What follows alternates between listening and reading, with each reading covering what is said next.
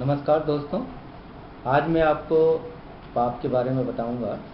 Bible जो है एक ऐसी धार्मिक पुस्तक है जो हमें पाप का बोध कराती है। जब हम बाइबल को पढ़ते हैं तभी हमें पता चलता है कि संसार में व्यक्तिगत रूप से हम पापी हैं। संसार का हर व्यक्ति जो है पापी है।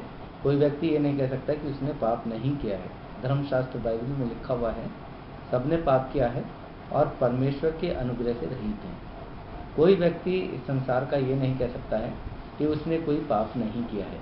यहाँ तक कि राजा दाऊद जो है इस बात को कहता है कि मेरे पाप निरंतर मेरी दृष्टि में बने रहते हैं।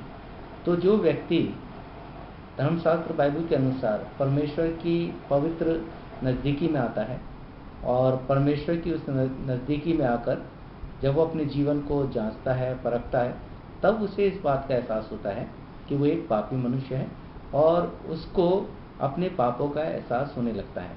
क्योंकि धर्मशास्त्र बाइबल में ही हम पढ़ते हैं इस बात को कि परमेश्वर की जो व्यवस्था है, जो परमेश्वर ने हमें दी है, उसी से परमेश्वर लोगों को अपने आप को जांचने की आत्मा देता है। और जब हम व्यवस्था का अध्ययन करते हैं, व्यवस्था को पढ़ते हैं, तब हमें इस बात का बोध होता है कि हम एक पापी मनुष्य हैं और हमने संसार में बहुत से पाप किए हैं। ज़रूरी नहीं है कि हम शरीर के माध्यम से पाप करें। पाप जो है हम अपने विचारों से भी करते हैं और अपने शब्दों से भी करते हैं। तो पाप किसी न किसी रूप से हमारे जीवन में होता ही है। लेकिन एक और भेद की बात मैं आपको बताऊं कि हम इसलिए पापी नहीं हैं कि हम पाप करते हैं, बल्कि हम पापी इसलिए हैं क्योंकि हम स्वभाव से ही पापी हैं। जब परमेश्वर ने आदि मानव आदम को और उसकी पत्नी हवा को बनाया तो वो पूरी तरह से सिद्ध थे, पवित्र थे। और इसीलिए परमेश्वर जो कि पवित्र है, जिसके साथ संगति करने के लिए पवित्रता की आवश्यकता पड़ती है, वो परमेश्वर आदम और हवा के साथ जो है संगति किया करता था। और जब उन दोनों के जीवन में पाप आया तो परमेश्वर के साथ उनका अलगाव हो गया। परमेश्वर ने उनके साथ संगति करना छोड़ दिया और परमेश्वर ने उन्हें अदन की वाटिका से भी बाहर निकाल दिया। इसका मतलब ये नहीं कि परमेश्वर ने उनसे प्रेम करना छोड़ दिया।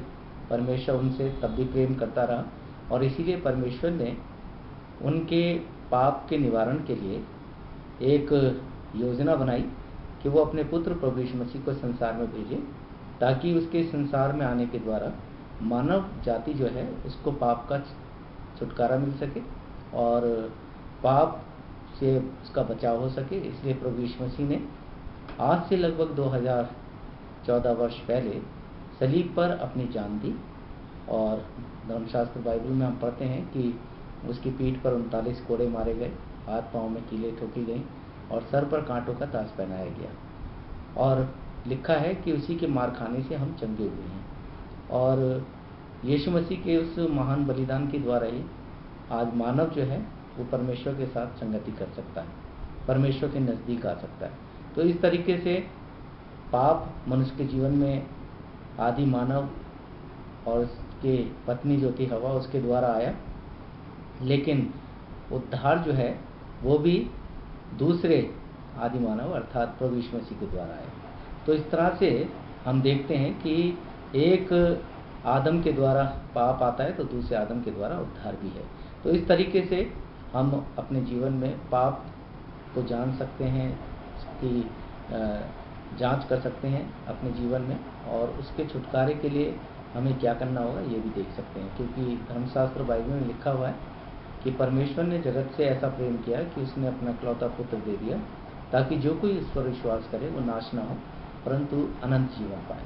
तो दोस्तों, यदि आप यीशु मसीह पर ये विश्वास करेंगे कि वो आपका उद्धार करता है, जगत का उद्धार करता है, आपको आपके पापों से छुटकारा दे सकता है, तो निस्संदेह प्रभु यीशु मसीह जो है आपके उस विश्वास के कारण आपको अनंत जीवन प्रदान करेंगे, जिसको पाने के लिए मनुष्य नाना प्रकार के कर्म कांड करता है और तब भी उसको उद्धार नहीं मिलता है। लेकिन प्रभु यीशु मसीह के नाम में और प्रभु यीशु मसीह के लहू की सामर्थ्य में अगर हम विश्वास करते हैं तो बहुत ही साधारण तरीके से हम उद्धार पा सकते हैं, पापों से छुटकारा पा सकते हैं और दोबारा से अपने संबंध को परमेश्वर के साथ जोड़ सकते हैं और परमेश्वर के पुत्र और उसकी पुत्रियाँ बन सकते हैं। तो इन वचनों से परमेश्वर आपको आशीष दे और आप पर अनुग्रह करे और आपके जीवन को पाप से मुक्त करे और आपको अनंत जीवन का वारिस बना सके।